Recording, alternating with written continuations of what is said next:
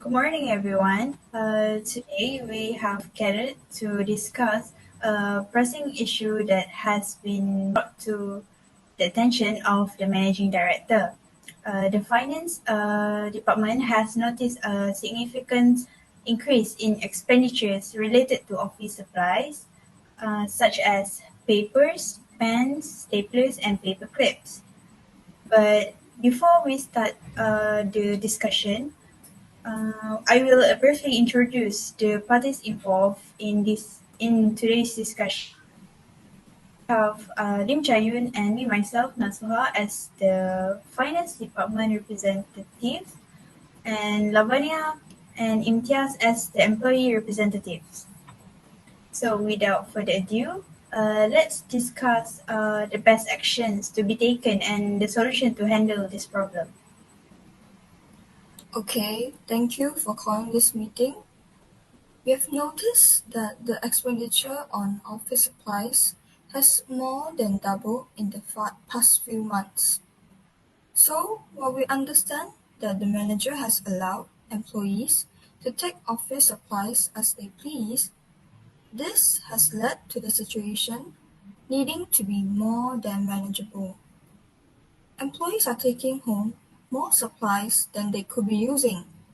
This wastes company resources and creates an unfair situation for other employees who will need those supplies. We understand the concerns raised by the finance department. However, we also believe that allowing employees to take the office supplies has helped improve employee morale and satisfaction. Employees feel more valued and appreciated at work when they are allowed to take office supplies as they need. We believe that this has led to a more positive work environment, and this has also fostered a sense of trust and independence, thus encouraging workers to manage their workplace more effectively. Additionally, this also helps workers save money on office expenses. However, we also do understand that the situation has gotten out of hand, but we believe that there must be a way to handle this issue without causing any bad feelings in the office. Okay, thank you for your input, Lavanya. So let's discuss some possible solutions to handle this issue. We propose that the manager set a limit on the amount of office supplies that employees can take home. This will ensure that employees only take what they need and prevent wastage of company resources. Okay, about that. Okay, thank you, Nasuha. Okay, we as an employee, we understand the need to set a limit. But then we believe that this may cause bad feelings in the office. Acknowledging the necessity of setting limits, we recognize potential negative feelings among employees who might perceive it as a sudden change or punishment for past practice. To mitigate this, we recommend proactive communication from the manager. Means that the manager communicate with the employee itself by transparently explaining the reason, the decision to set the limits on office supplies might gain the insight of employees to broaden the context. This not only foster understanding, but maybe also prevents resentment or confusion, promoting a more positive and cooperative office environment. For me, open communication helps build trust and ensures that everyone is on the same page, aligning the team with the company's goal and creating a smoother transition. Employees may feel that they are being punished for something that was allowed in the past. So then, we propose that the manager communicates the need to set a limits and explain the reason to the employees behind the needs to set limits. Maybe this will help the employees to understand the situation better and prevent any negative feelings. That's a good point, Jazz. Communication is key in such situations, right? So, what other solutions do you propose, Chayun? Okay, so after hearing with Imtiaz's viewpoint, I definitely align with his idea that implementing limits for office supply usage and also emphasizing the importance of transparent communication will, will be a big help to mitigate the potential employee dissatisfaction. So, to proactively address this concern, I propose that the manager should conduct a survey to assess the team's actual demand for office supplies. So, this survey should delve into specific needs and also preferences to seek quantitative insights into the types and also quantities of supplies required for daily tasks. Therefore, this data-driven approach will enable us as the managers to make informed decisions on allocating the resources effectively. Indeed. By utilizing a survey, we can capture a comprehensive understanding of the practical needs of the team, and also facilitating the formulation of a balanced office supplies usage policy that aligns with both cost control objectives and the genuine requirements of our employees. Additionally, the survey could include targeted questions about the efficiency and adequacy of the current supply distribution, providing value feedback for optimizing the allocation process. What are your opinion about this, Lavannia? I agree that conducting a survey will indeed help in understanding the actual need for the office supplies. However, I also believe that the manager should also involve the employees in the process of setting a limit. This will help employees feel more involved in the decision-making process, thus preventing any negative feelings. This also promotes inclusivity and also ensures that the limitations set are actually in line with the employees' actual needs and requirements. Conducting discussion with employees to gather input regarding the limitations also will make the employees feel more safe and respected. This will gather a more cooperative and positive work environment.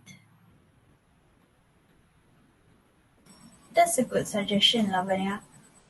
Involving employees in the decision-making process will definitely help in creating a more positive work environment. What other suggestions do you have, Chayun? Yes, I guess that's true. Involving the employees in the process will give us a clearer insight when setting up the limit. Other than that, I would also like to add on another suggestion that I've discussed with my peers. I would like to suggest that the manager should also consider alternative ways to boost employees' morale, such as recognizing employees for their hard work or providing other incentives. I think this will help to create a positive work environment without actually wasting company resources on office supplies.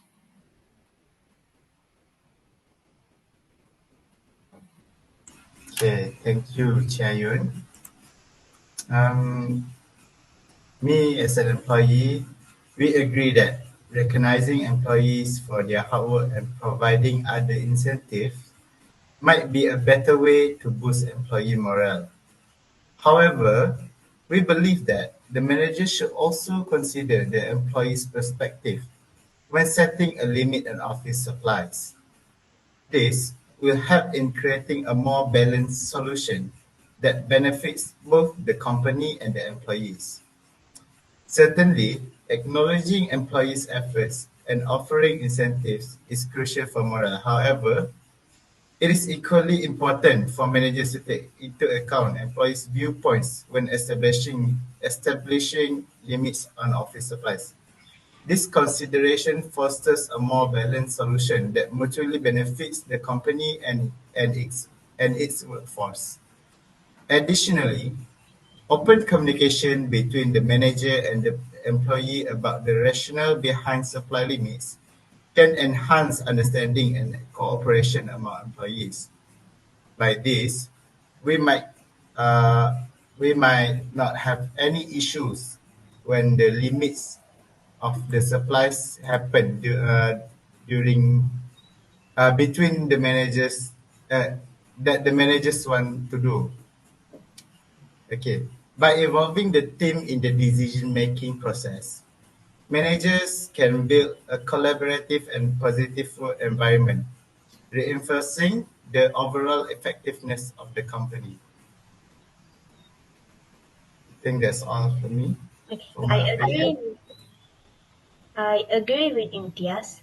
Setting a limit on the office supplies without considering the employee's opinion will only bring down the team morale. This might cause a drift among the employees and make them feel as they are not being valued or treated right by the company. Thus, we must come up with a solution that will both boost the team morale and productivity, as well as lessen the burden for the finance department. I appreciate your viewpoint, Lavannia. I think recognizing hard work and also offering incentives is indeed essential for morale. But as we set limits on office supplies, we will also prioritize on understanding employees' needs for a well-balanced solution.